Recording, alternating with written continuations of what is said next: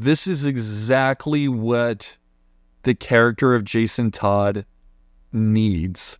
Welcome everyone. It is J Brad here, and today we have something very, very special. Today we are going to be doing a trailer reaction to a hotly anticipated title, and it's from a source that many of you out there might not expect. This is actually going to be a fan-made film dedicated to not simply Batman, but rather Batman's sidekick, or rather Batman's second sidekick. Yes, of course, I am talking about Jason Todd, the hotly anticipated fan film from HiTop Films. In fact, now that I think about it, I probably should have opened up this video with, "Hey, how you doing?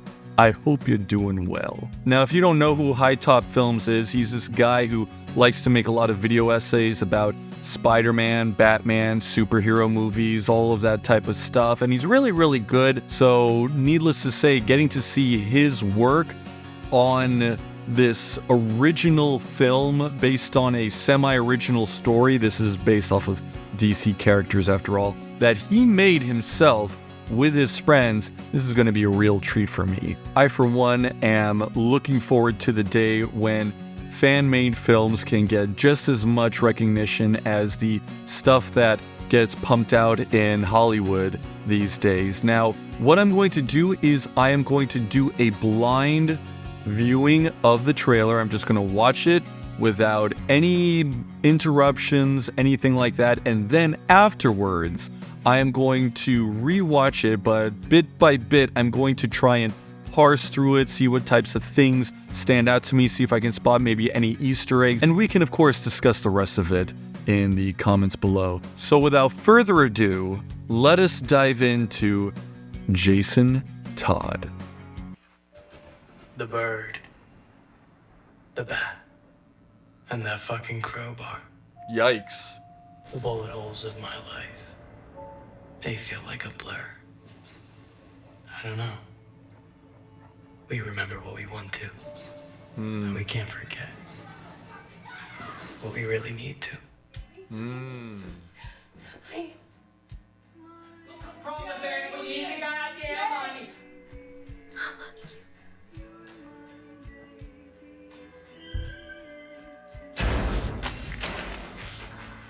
Come on, kid.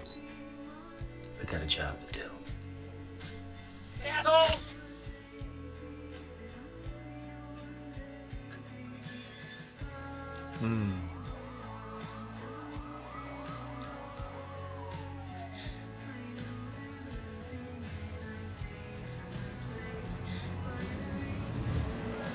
Ah, clever.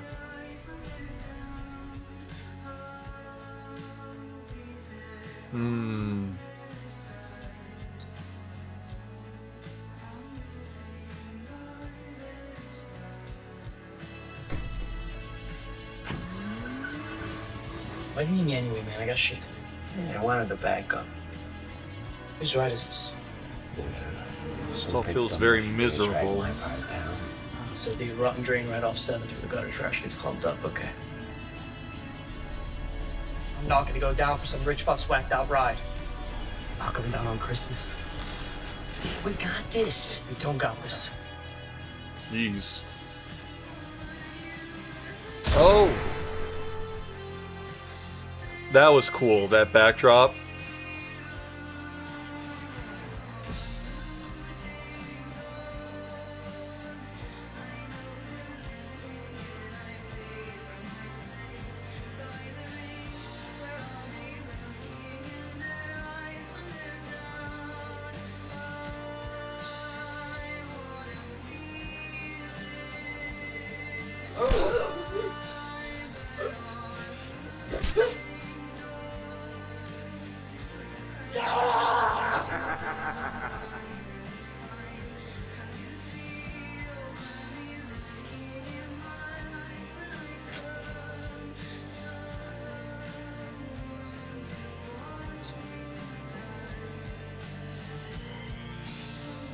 Oh.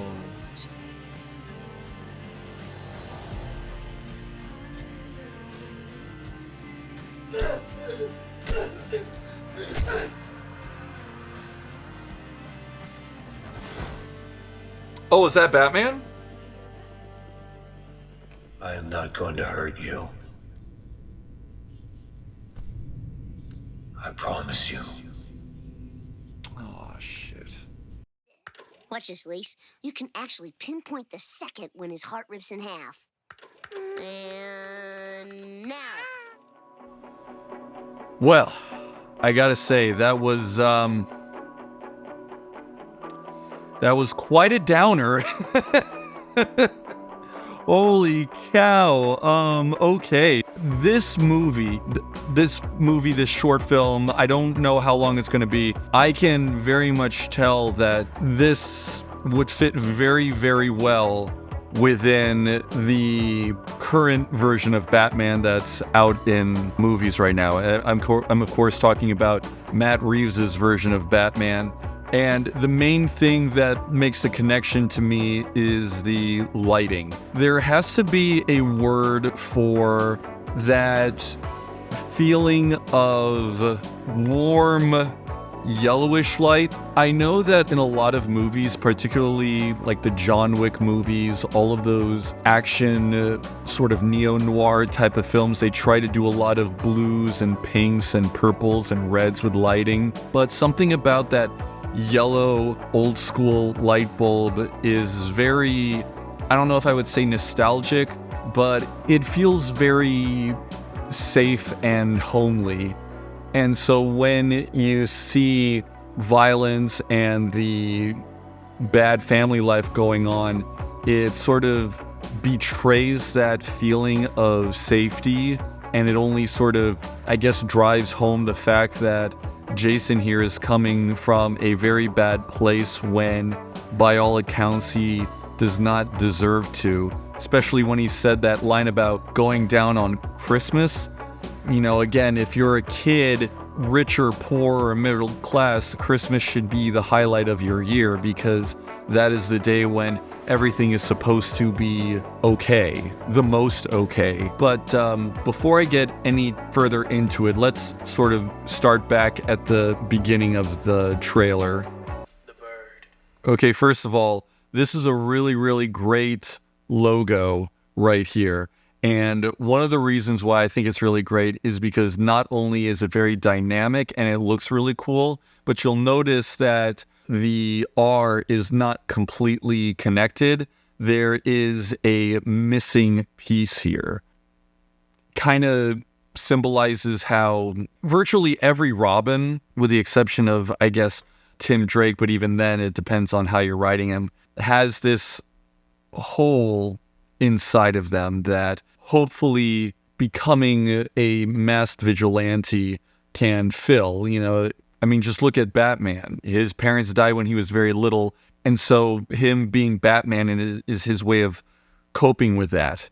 You know, Batman doesn't spend a whole heck of a lot of time going out fighting against corrupt presidents and aliens, and well, sometimes he does when he's in the Justice League, but when he's by himself, he's normally fighting street level crime. And I think that's sort of like a coping mechanism, because when he goes out and he stops street level criminals and gangsters and muggers and stuff, in a way it's like he's reliving the moment where his parents died, except this time he's defeating the bad guy who killed his parents. Like, he's imagining that he's winning and that he's actually keeping everybody safe and that he's not as helpless as he was on the night his parents died. And Robin, in this case, Jason Todd, is very much the same, but we're less than 5 seconds in and we're already waxing poetic about it. The bat. And that fucking crowbar. If you know, you know. Bullet holes of my life. They feel like a blur. I don't know. We remember what we want to. And we can't forget what we really need to. Very, very true.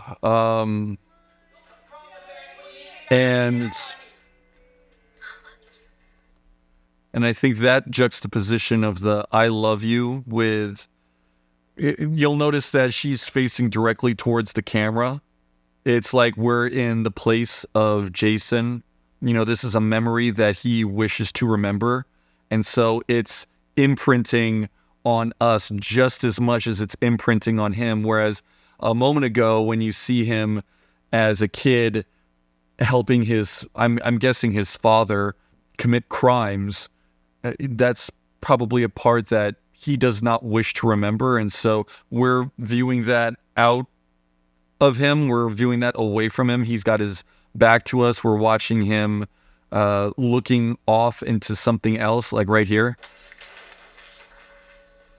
He's looking at something else. He's not paying attention to the fighting and the violence that's going on in the background because he doesn't want to acknowledge it. And that's the type of thing that I'm sure, more adult Jason would like to not acknowledge, because it just reminds him of his lost childhood. His childhood was robbed, and so he became Robin. Okay, I'll continue. And this is something I can't imagine, being the child of a criminal and actually being an accessory to their crimes. It must be very, very difficult when you are the child of a very bad person and you probably want to believe that there's good in them, and so you sort of go along with it. Or perhaps you feel powerless to help them or stop them, and so you again just go along with it. I already feel a lot of sympathy towards this kid, and of course we all know who he's going to end up becoming. So when you connect the dots that way, it's just very upsetting to see this happen to a person. And of course we see him moving back and forth between being a child and being a young adult right now. I don't know how old he's supposed to be in the story here. It looks like he's in his late teens, early 20s. And you'd think that during your teenage years and during your early 20s, you feel like you're invincible. It's quite clear that this kid, this Jason Todd, knows that he's very much not invincible. He probably feels like he's just being led around in life by shitty people, and he's just a product of someone else's environment. And I wouldn't blame him for wanting to do something about it.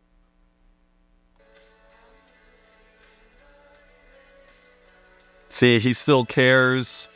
Okay, let me try and see if I can make sense of that ring.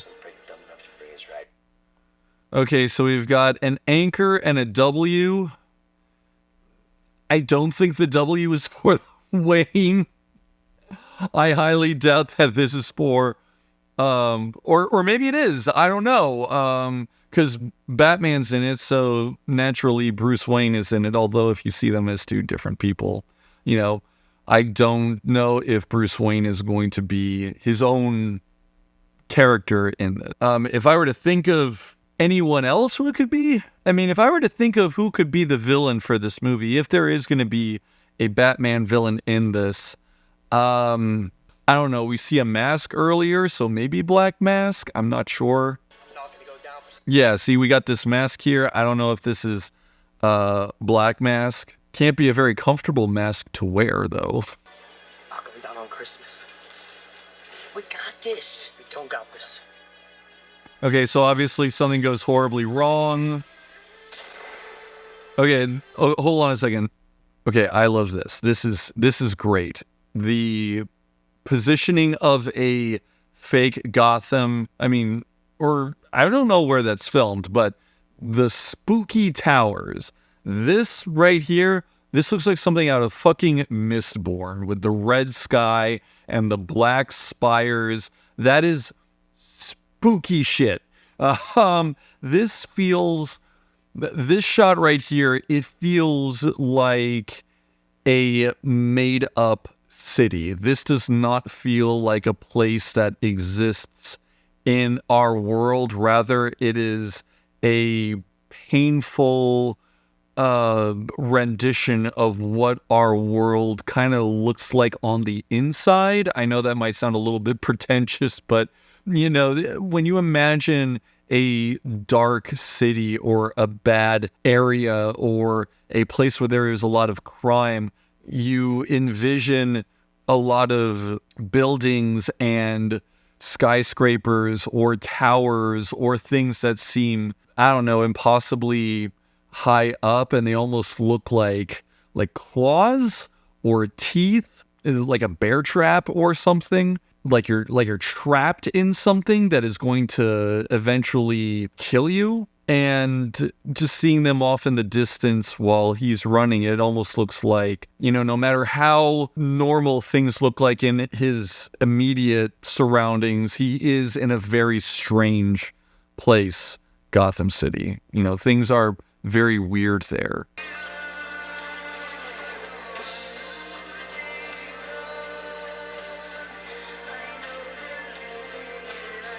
And so there's a romance. This is painful to look at for me personally. I was in this very same position one time where someone very close to me was worried that they were going to lose me. And it's very painful, when you have the unbearable weight of people's hopes and dreams for you to get better and do better, and there's this creeping suspicion that it's just not going to happen. And you kind of wish you could just disappear and hope that nobody remembers you, because if they remember you, then you have to worry that they're going to be worried about you, and then you're going to feel like a bad person. But then again, you already thought you were a bad person to begin with, so you don't want to confirm the things you already tell yourself, because you know that everyone that you're hurting is desperately trying to tell you that you're wrong. Shit. Okay, I'm just gonna continue. Okay, and this too, the snow with the yellow lights. And there has to be a name for this. It's almost like you're in front of a fireplace, where everything feels this. It's a warm glow, and it almost feels like a sunrise or a sunset, which is always like the break of the day when, things are going to change. It's either going to become daytime after having been night, or it's going to become night after having been day. And it's a transitional period. Regardless of how you feel about the night or the day, the sunrise and the sundown, they're meant to symbolize that, we're about to enter a new phase of the story where things are going to either go right for our protagonist or go wrong for our protagonist. And I'm very sort of scared to see where this will be in the story. And of course, things never change. Okay, I want to know who this is. I don't know if this is Joker or not, but it could not be. It could be anybody. It could be an original character for all we know. And I guess that says a lot about who and what the Joker is more than anything. And this right here, this fucks me up, because if this is him leaving his house, then again, I'm not going to get too into it, but there have been times when in my youth, when I was leaving, home or something, and I was going out to do stuff that my parents would very much not want me to be doing, and but I felt like I had to do it because it was what I had to be. You know, I was becoming who I am. And, you know, I'm not gonna lie, this kind of fucks me up. This makes me feel. But you know what? It's just like what he said earlier in the trailer. You know, we want to remember the things we want to, but we can't forget, you know, the things we need to. And damn, man, this is something that I was not expecting to feel today, to say the least.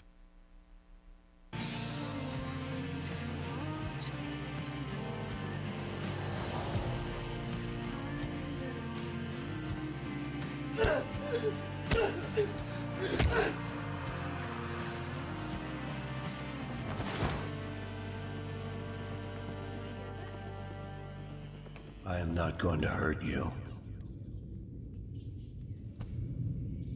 I promise you.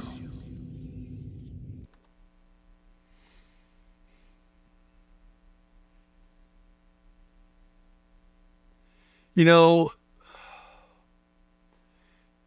there's always been a lot of talk about Jason Todd as being this very tragic figure, and I gotta say, Jason Todd is to DC what Gwen Stacy is to Marvel. They're more than just a character that had a publication history and had appearances in other media, and all of these tabs that you see on a Wikipedia page, they are symbols of when comic books got dark. And by dark, I mean they started to move away from the Silver Age into the Bronze Age, which is when we started seeing much more serious stories. I remember reading Watchmen for the first time, and you could feel in it the resonance that it must have had when it first came out.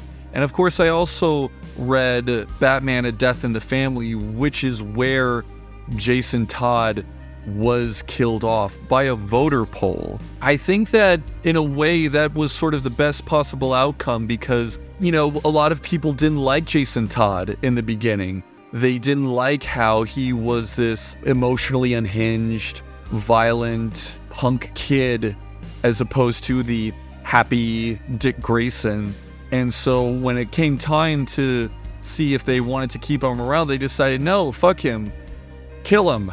You know, how easy it is to just simply, in Gladiator, just be like, oh, and then he gets killed off, and it's horrible. I'm willing to bet that a lot of people who voted for him to die probably got a lot of instant regret afterwards. Things for Batman just really weren't the same, both in terms of Bruce Wayne the character as well as the comics landscape around him. He became a lot more, like I said, serious. We started seeing a lot of stuff like The Dark Knight Returns, Arkham Asylum, and all of the things that followed through with it. You know, you also had Batman Year One.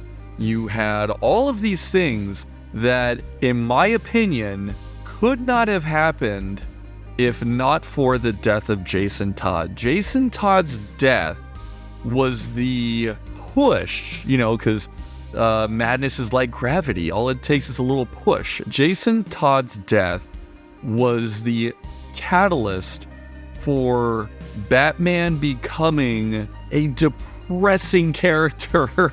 And I think now that Jason Todd has since gone through his, not a renaissance, but he was resurrected literally and figuratively, and now he is beloved by fans, both male, female, comic book fans and non-comic book fans, people who like serious stuff, but also people who like more lighthearted stuff. They enjoy the idea of him at least being around as sort of a counterbalance to that, despite Batman's nickname The Dark Knight. I think that in a way, Jason Todd sort of embodies the idea of the fallen hero probably a lot better. He is also very, dare I say, edgy in a lot of ways, but in the right kind of edgy. And I feel like this fan film has just the right amount of edge to it. It feels very dour. It feels very gloomy. This movie is a huge mood, to say the least. I think that is exactly what a character like Jason Todd needs. You can't make him this ridiculous 90s extreme character, but you can't make him brave and the bold Adam West type of character either. This is exactly what the character of Jason Todd needs as far as representation on screen is concerned. The actor playing him sells it perfectly. He does not present as a Dick Grayson. He does not present as a Tim Drake or a Damien or even a Terry McGinnis. This is what I would imagine a kid who's been through all kinds of fucked up stuff in their life would not look like, but present themselves as. They carry themselves very well on screen. I look forward to seeing more of the man who's playing Batman. I'm really digging this costume. I like the idea of the cape being just like a cape. It comes from the front with the Bat logo peeking out from it, and I really look forward to seeing more of this. And I gotta say, for a fan film, this looks absolutely fantastic. So congrats are already in order to HiTop Films and all of the people who have worked on it. I gotta say thank you in advance for what you've made, because we need more of this. We need more people who have the will and the drive to make their vision real. I think we need a little bit more vision these days, particularly for the superhero genre. Superhero fatigue, in my opinion, is very real, and stuff like this is the kind of jolt in the arm that it needs. So, with all that being said, this is Jay Brad, signing out.